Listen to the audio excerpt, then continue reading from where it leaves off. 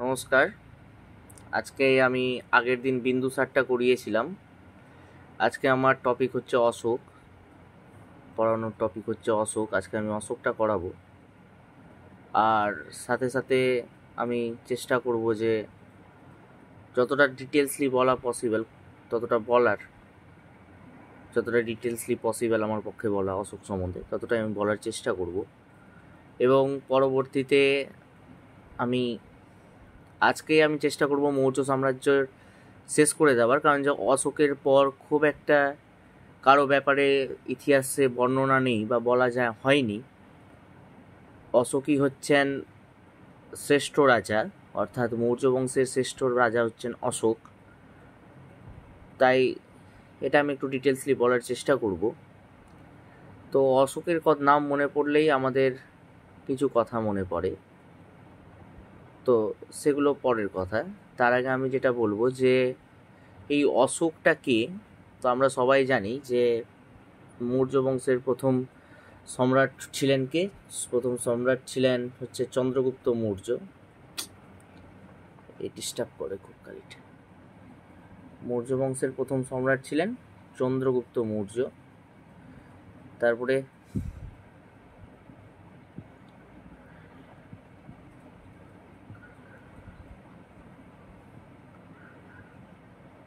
এনার পরে সিংহাসনে কে বসেন? এনার পরে সিংহাসনে বসেন হচ্ছে বিন্দুসার, যেটা আমি আলোচনা করেছি, বিন্দুসার। এবং তারপরে সিংহাসনে বসেন কে? অশোক। কিন্তু অশোকের সিংহাসন আরোহণ এতটা সহজ হয়নি, কারণ অশোক যখন সিংহাসনে আরোহণ করতে যান, তো বিন্দুসারের, আমি প্রথমে বলি যে শতপুত্রের কথা শোনা যায় যে বিন্দুসারের শতপুত্র ছিল। তার মধ্যে উল্লেখযোগ্য 3টি পুত্র হচ্ছে কে? সুশীল,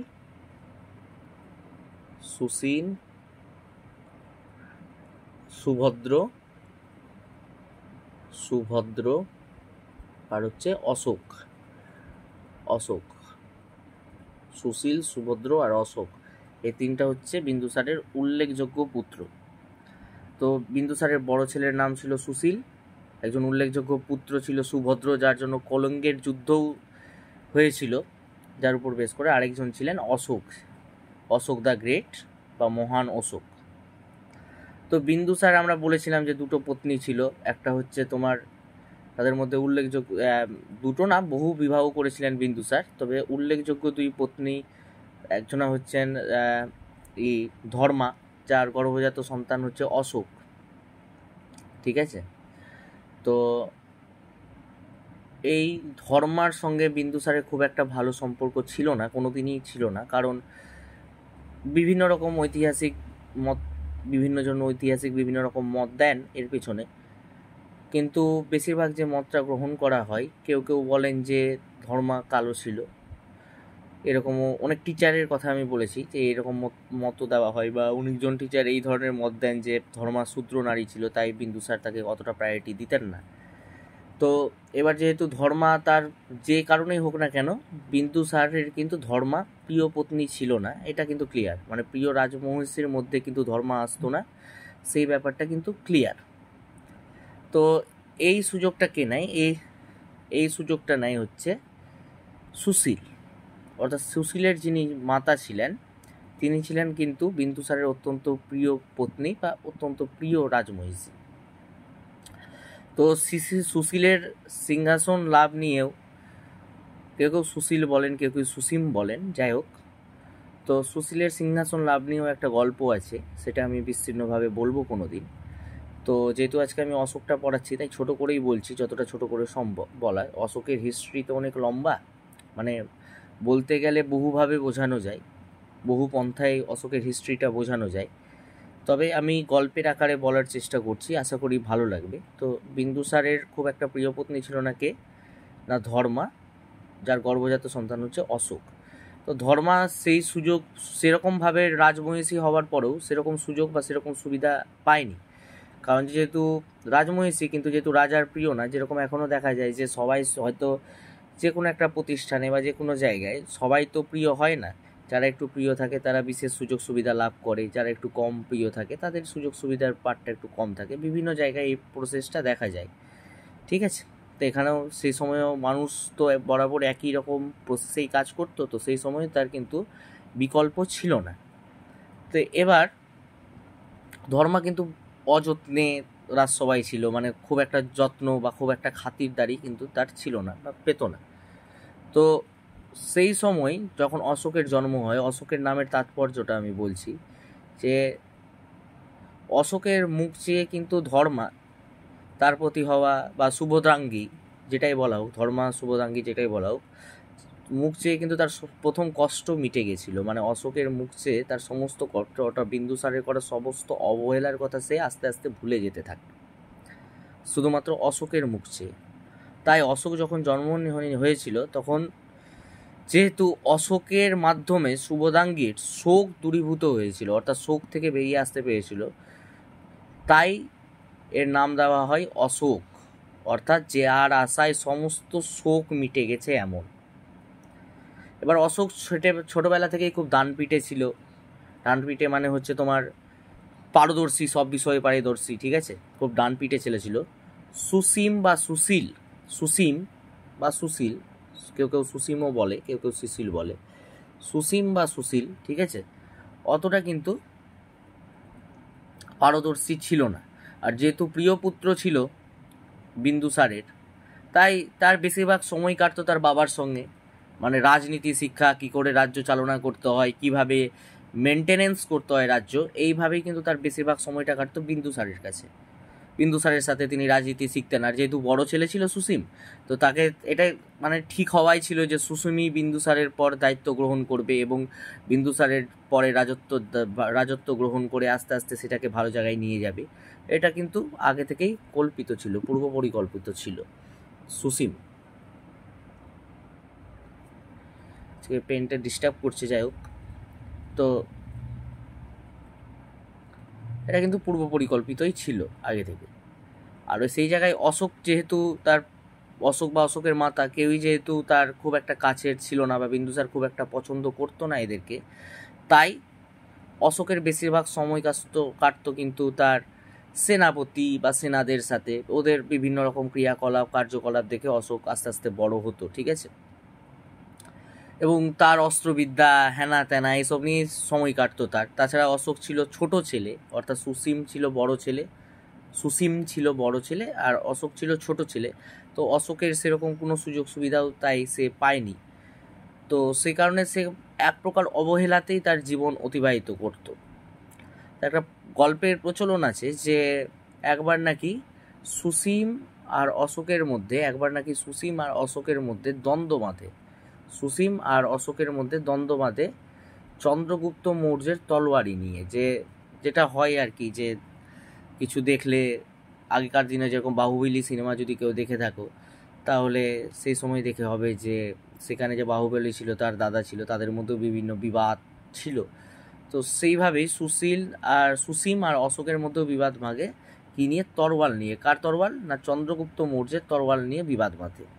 যে চন্দ্রগুপ্ত মৌর্য যে তরোয়ালটা নিয়ে করেছিল, মানে শাসন ক্ষমতা কায়েম করেছিল বা দখল করেছিল মগধ ধননন্দকে হত্যা করে, সেই তরোয়ালটা কার আন্ডারে যাবে? চন্দ্রগুপ্ত মৌর্যের সেই তরোয়াল, অর্থাৎ চন্দ্রগুপ্ত মৌর্যের ছেলে বিন্দুসার, তার ছেলে হচ্ছে সুশীল এবং অশোক। তার মানে চন্দ্রগুপ্ত মৌর্যের সম্পর্কে কে? দাদু। তো দাদুর তরোয়াল কার হাতে যাবে সেটা নিয়ে শোনা যায় যে একটা বিভেদ লেগেছিল, দুজনের মধ্যে বিবাদ তৈরি হয়েছিল।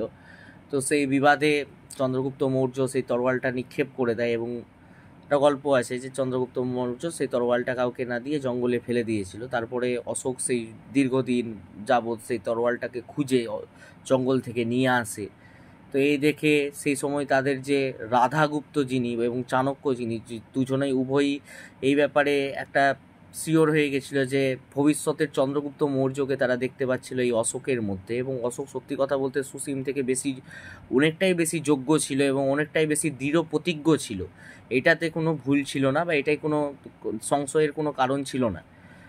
তো দুই রকম এদের নিয়ে, এই সুসিম আর অশোককে নিয়ে দুই ধরনের গল্প প্রচলন আছে। যে একদিকে বলা হয় যে নাকি সুসিম বিন্দুসার নিজের ইয়ে পরে, অর্থাৎ বিন্দুসারের পরে কে সিংহাসনে বসবে সেটা বিন্দুসার নাকি ঠিক করে যাননি বা ডিক্লিয়ার করে যাননি। তো সেই সময় তক্ষশিলায় যখন বিদ্রোহ দেখা দেয়, সেই সময় নাকি তক্ষশিলায় বিদ্রোহ দমনের জন্য প্রথমে নাকি অশোককে পাঠানো হয় এবং অশোক তা দমন করে আসে, এবং পরবর্তীকালে যখন তক্ষশিলায় আবার বিদ্রোহ দেখানো যায় তখন নাকি সেখানে সুসীমকে পাঠানো হয়, এবং সুসীম যখন সেই সময় তক্ষশিলায় বিদ্রোহ দমন করছেন সেই সময় বিন্দুসারের মৃত্যু ঘটে, এবং বিন্দুসারের মৃত্যু ঘটার পর অশোক সেখানকার হিসাবে মনোনীত হয়, যেটা সুসীমের খুব একটা পছন্দ হয়নি। তাই সুসীম যুদ্ধ ঘোষণা করে এবং অশোকের সঙ্গে সুসীমের যুদ্ধ হয়, যদিও সুসীম সেখানে পরাজিত হয়। এরকম একটা গল্প শোনা যায়। আরও একটা গল্প শোনা যায়, কি গল্প, যে অশোককে নাকি যখনই যুদ্ধ বিগ্রহ দেখা দিত তখন নাকি অশোককেই সেই যুদ্ধ বিগ্রহ দমন করবার জন্য পাঠানো হতো, এবং অশোক সেই যুদ্ধ বিদ্রোহ দমন করতে যেত। তো একসময় তক্ষশিলায় যখন বিদ্রোহ দেখা যায় সেই সময় রাজা বিন্দুসার অশোককে কিন্তু সেই তক্ষশিলায় পাঠায় সেই অশোককে কিন্তু তক্ষশিলায় পাঠায় যাতে সে বিদ্রোহটা দমন করে আসে। সেই কারণে অশোককে কিন্তু রাজা বিন্দুসার কি করে, তক্ষশিলায় প্রেরণ করে বা তক্ষশিলায় পাঠায়। রাজা বিন্দুসার অশোককে তক্ষশিলায় প্রেরণ করে বা তক্ষশিলায় সেই কারণে পাঠায় যাতে অশোক বিদ্রোহটা দমন করে আসে। তো অশোককে তক্ষশিলায় পাঠানো হয়। তো সেই সময় নাকি অশোককে যে সময় পাঠানো হতো, সুসীম সেই সময় অশোককে গুপ্ত হত্যা করার চেষ্টা করে। গুপ্ত হত্যা মানে আড়ালে হত্যা।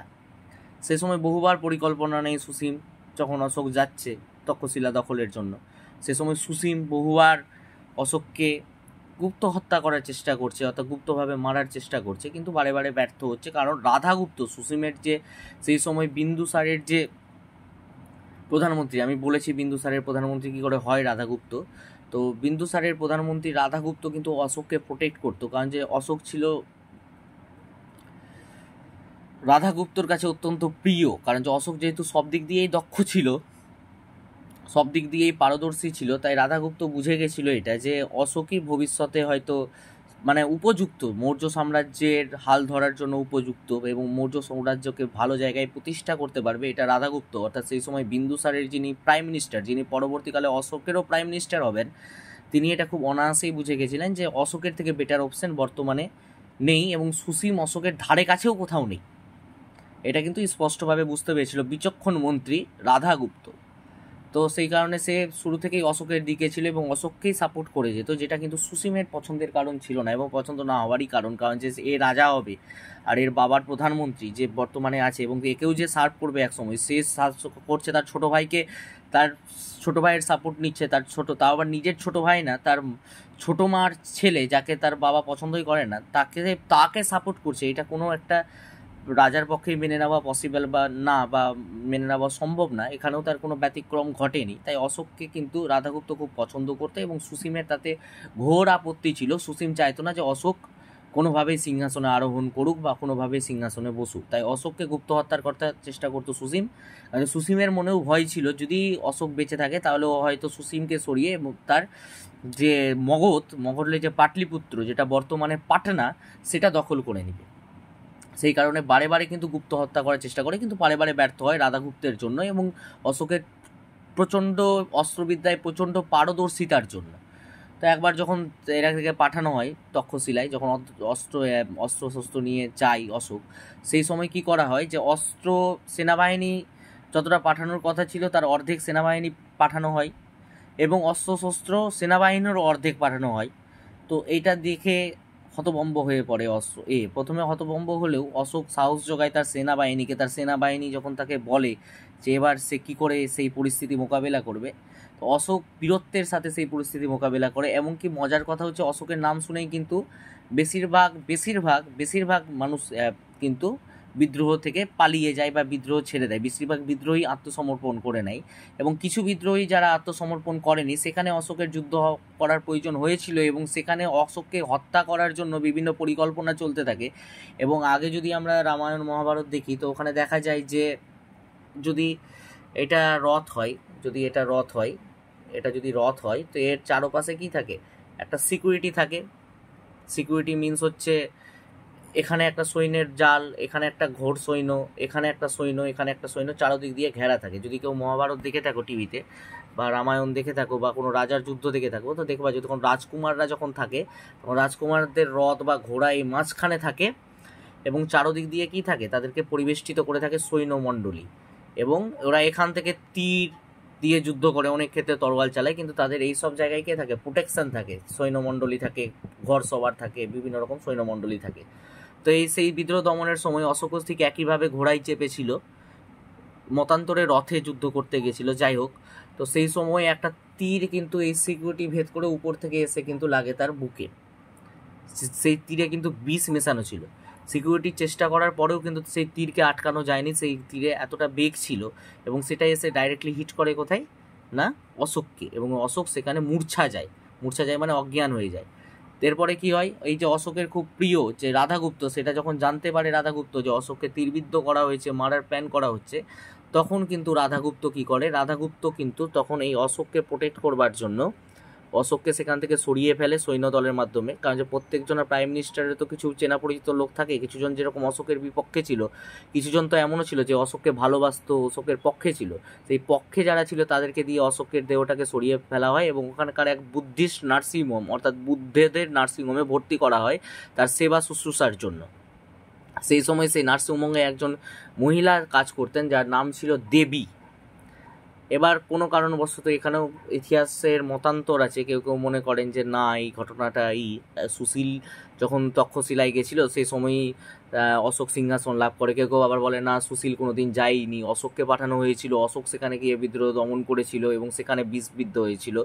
এরকম দুই ধরনের ঘটনা আছে। এরকম ব্যতিক্রম, যেহেতু আমি আবার বলছি, যেহেতু লিখিত ইতিহাস না, এরকম কিছু ব্যতিক্রম কিন্তু আমরা দেখতে পাবো।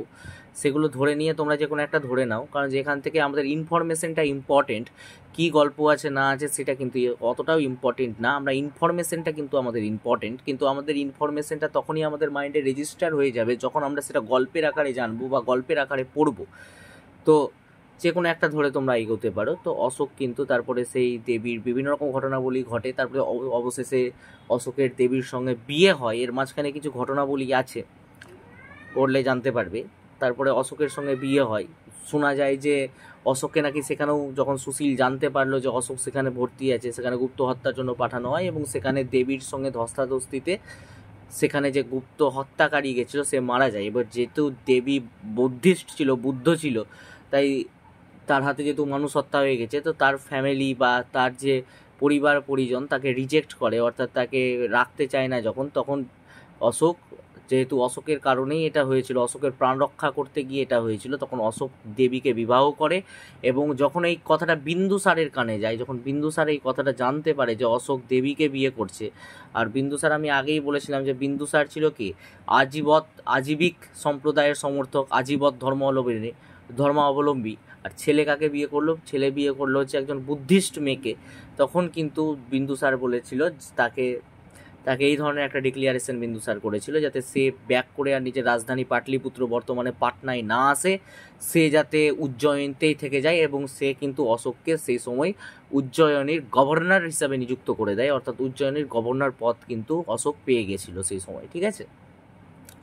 এইভাবে চলতে থাকে। তারপরে যখন একদিন গুপ্ত হত্যা, আবার তার এইভাবে বহুবার তাকে গুপ্ত হত্যার চেষ্টা করা হয় কিন্তু সফল হয় না। একদিন তাকে গুপ্ত হত্যা করতে গিয়ে ভুলবশত যখন তার মা মারা যায়, আর অশোক যখন এটা শুনতে পায় যে তাকে এবং তার স্ত্রীকে গুপ্ত হত্যা করতে গিয়ে তার মাকে মেরে ফেলা হয়েছে, তখন অশোক এটা প্রণ করে যে সে সুশীল সমস্ত ভাইকে, সুসীম সহ সমস্ত ভাইকে হত্যা করবে এবং সে সিংহাসন দখল করবে। সেই সঙ্গে সঙ্গে সে যুদ্ধ ঘোষণা করে। এবং রাধাগুপ্ত তো আগে থেকেই তার সাপোর্টে ছিলই, তো রাধাগুপ্ত আগে থেকেই সাপোর্টে ছিল, আর এদিকে তার একটা হয়েছে, ঠিক আছে, জনগণের একটা সমর্থনও তার উপরে ছিল প্রথম দিকে, যদিও পরে সে অত্যন্ত অত্যাচারী হয়ে পড়ে, আমি বলবো সেই কারণ। তো প্রথমে তো তার উপরে জনগণেরও সমর্থন ছিল, তো সেই কারণে সে এরপরে সে গেল সেখানে এবং সে একে একে সুশীল সহ সমস্ত ভাইকে হত্যা করে, যুদ্ধ ঘোষণা করে। সবার সুসীম, আমি বারে বারে সুশীল বলছি, ওটা অনেকে সুশীল বা সুসীম দুটোই বলে, তো আমি সুশীল বলছি, যাই হোক, তো ওটা সুসীম হবে অ্যাকচুয়ালি।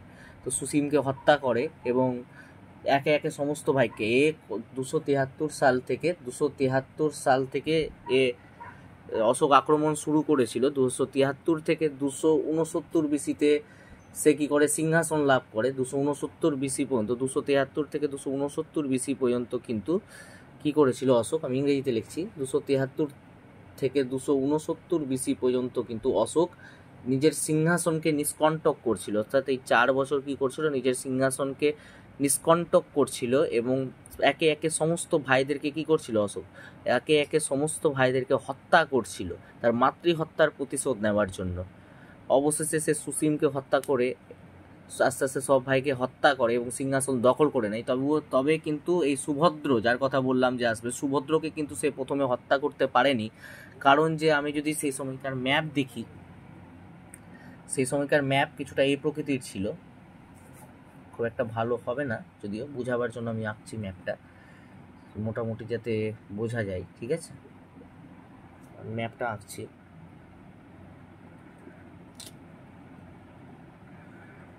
এই প্রকৃতির একটা ম্যাপ ছিল। তো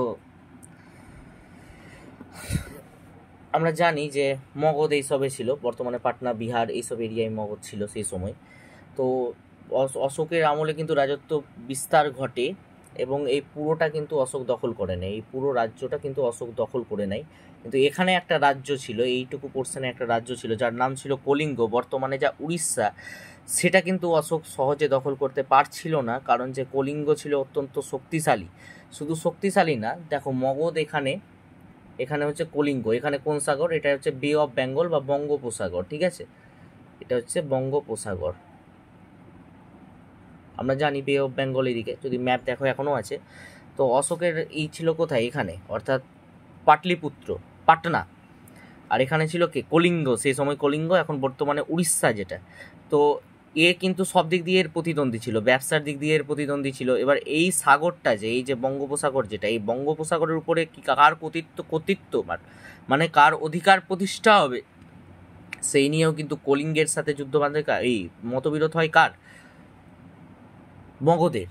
প্রথমে কিন্তু কলিঙ্গ এদের বন্ধু রাজ্য ছিল, কিন্তু যখন অশোক বুঝতে পারে যে কলিঙ্গ তার ভাই সুভদ্রকে এখানে করে রেখেছে, মানে সুভদ্রকে স্থান দিয়েছে, এবং কলিঙ্গ হচ্ছে ব্যবসায়িক দিক দিয়ে এর প্রতিদ্বন্দ্বী, এবং বঙ্গোপসাগরের উপর অধিকার করতে গেলে কলিঙ্গ হচ্ছে অশোকের সব থেকে বড় বাধা, তখন অশোক আর বিন্দুমাত্র কাল বিলম্ব না করে অশোক কিন্তু কলিঙ্গের বিরুদ্ধে যুদ্ধ ঘোষণা করে দেয়, যেটার সাল হচ্ছে 261 থেকে 260 সাল নাগাদ, সাল না মানে খ্রিস্টপূর্বাব্দ নাগাদ, 261 থেকে 260 খ্রিস্টপূর্বাব্দ নাগাদ কিন্তু যুদ্ধ ঘোষণা করে দেয়। যদি অ্যাকুরেট বলা যায় তাহলে হচ্ছে 261 খ্রিস্টপূর্বাব্দ নাগাদ কিন্তু কি করে, যুদ্ধ ঘোষণা করে দেয়, কার বিরুদ্ধে না, কলিঙ্গের বিরুদ্ধে।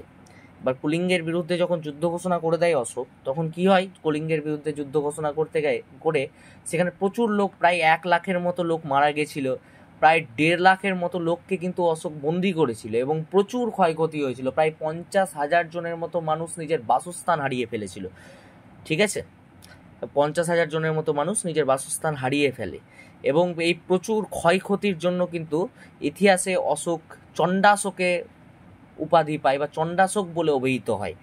এবং এতটা ভয়াবহতা ছিল যে এর পাশে উড়িষ্যার আমরা জানি দয়া নদী, তো দয়া নদী কিন্তু রক্তে লাল হয়ে গেছিল সেই সময়, এতটা রক্তক্ষয় হয়েছিল, দয়া নদীর ধারে যুদ্ধ হয়েছিল, তো দয়া নদী কিন্তু রক্তে লাল হয়ে গেছিল এবং এতটাই হয়েছিল যে অশোক ভিতর থেকে নেড়ে যায়, অর্থাৎ অশোকের বিবেক অশোককে দংশন করতে থাকে যে সামান্য একটা কারণে সে এত বড় একটা যুদ্ধ করলো, যার ক্ষয়ক্ষতি এত বড় একটা বিনাশ ঘটলো চারদিকে। এরপরে অশোক আর যুদ্ধ করেননি অশোকের বিবেকের দংশনে, এবং অশোক কিন্তু আস্তে আস্তে বৌদ্ধ ধর্ম গ্রহণ করেন। এবং আরেকটাই যে বলা বাহুল্য, অর্থাৎ বলতেই হবে যে অশোকের ছেলে মহেন্দ্র এবং শম্ভুমিত্রা বলে তার মেয়ে, মহেন্দ্র এবং শম্ভুমিত্রাকে কিন্তু অশোক, শ্রীলঙ্কা তো আমরা জানি, এখানে কি হচ্ছে, এখানে হচ্ছে শ্রীলঙ্কা, সেই সময় শ্রীলঙ্কাকে বলা হতো সিংহল। তো অশোক কিন্তু নিজের পুত্র মহেন্দ্র এবং শম্ভুমিত্রাকে, তার মেয়ে শম্ভুমিত্রাকে এখান থেকে কিন্তু শ্রীলঙ্কা পাঠিয়েছিল বৌদ্ধ ধর্ম প্রচার এবং প্রসারের জন্য। এবং অশোক কিন্তু প্রায় পূর্ব ভারত শুধু না, পুরো এরিয়াটা অর্থাৎ যতটা অশোকের আন্ডারে ছিল পুরো এরিয়া জুড়ে বৌদ্ধ ধর্মের প্রচার করে। এবং অশোক আস্তে আস্তে বৌদ্ধ ধর্মের এতটা প্রচার প্রসার করে, বৌদ্ধ ধর্মের বিভিন্ন জায়গা যেখানে যেরকম হচ্ছে গৌতম বুদ্ধের জন্মস্থান, তোমরা জানো লুম্বিনী নামক জায়গায় গৌতম বুদ্ধ জন্মগ্রহণ করেন, সেখানে যান, সারনাথে যান, ঠিক আছে।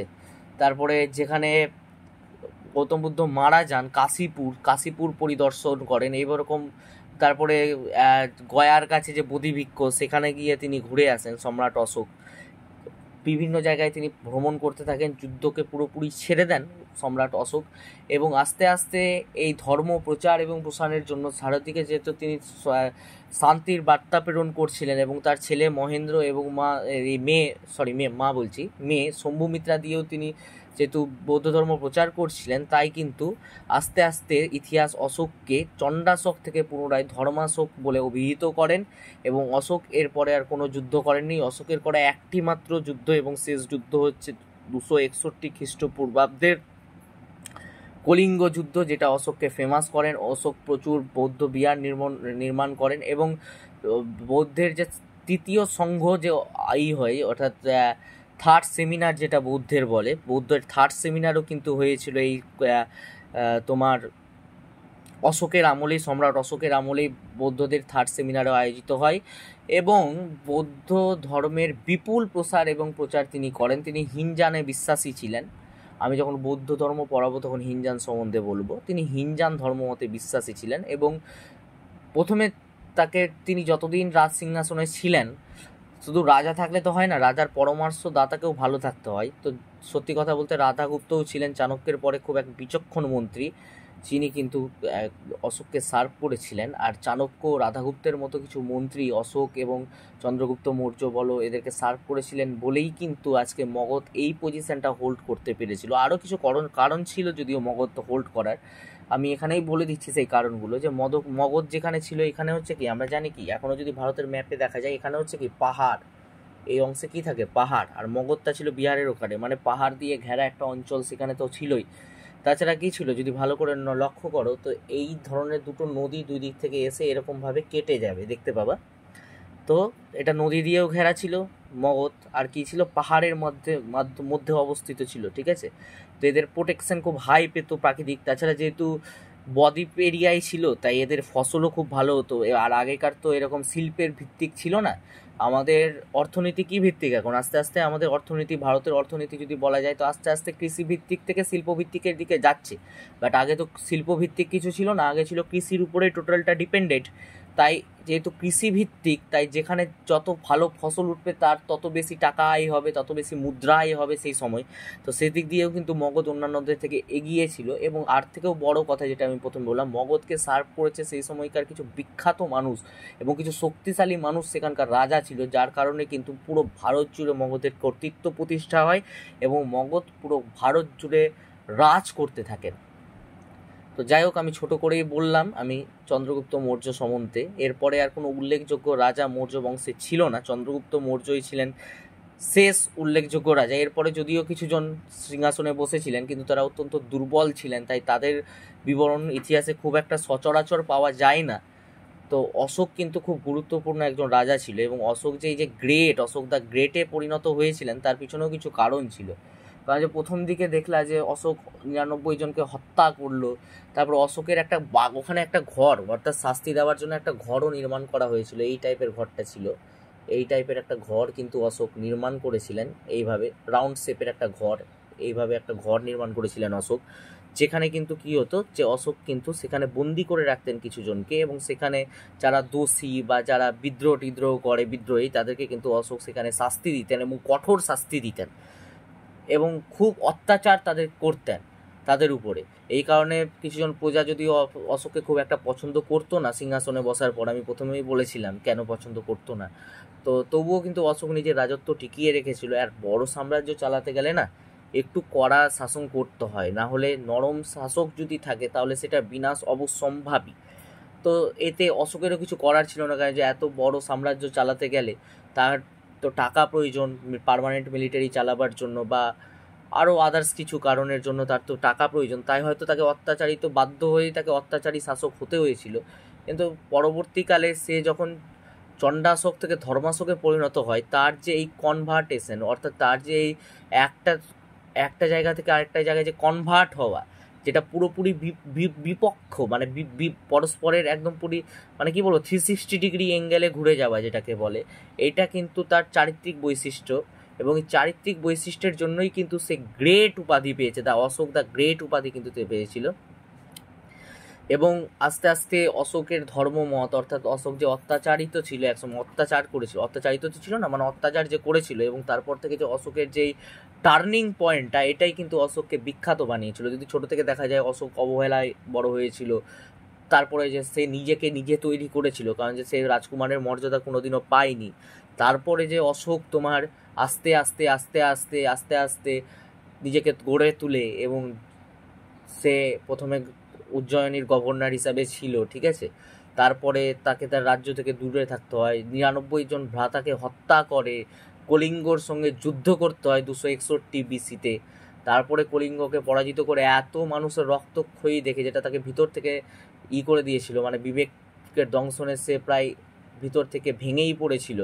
তারপরে যে তার এই টার্নিং পয়েন্ট, যে পুরো একদিক দিয়ে তো তিনি সাম্রাজ্য যেমন বিস্তার করেছেন, সেই দিকে যেরকম তার বিচক্ষণতা ছিল, ঠিক আছে, সেদিক দিয়ে যেরকম তিনি প্রজাদেরকে শাসন করেছেন, একটা বিরাট ভূমি ভূস্বামী হতে পেরেছেন, ভূমি দখলে আনতে পেরেছেন, ঠিক তেমনই কিন্তু তার ধর্মমতের মাধ্যমেও তিনি প্রজাদের উপরে বা তার আশেপাশে থাকা বিভিন্ন রাজ্যের উপরে ব্যাপক প্রভাব আনতে পেরেছিলেন। এবং তিনি অত্যাচারী শাসক হয়ে যেভাবে, অ্যাকচুয়ালি আমি অত্যাচারী শাসক বলাটা উচিত না অশোককে, কারণ তার পার্সপেক্টিভে তিনি, আমাদের পার্সপেক্টিভে, ইতিহাসের পার্সপেক্টিভে যদি তাকে ভুল বলা যেতেও পারে, কিন্তু তার দিক দিয়েও ভেবে দেখতে গেলে তিনি কতটা সাফারিং করেছেন, এবং তার সাফারিংয়ের পরে যেহেতু তিনি আজকে এই কন্ডিশনে এসে দাঁড়িয়েছেন, তাই তাকে এইভাবে বলাটা বা করাটা উচিত না।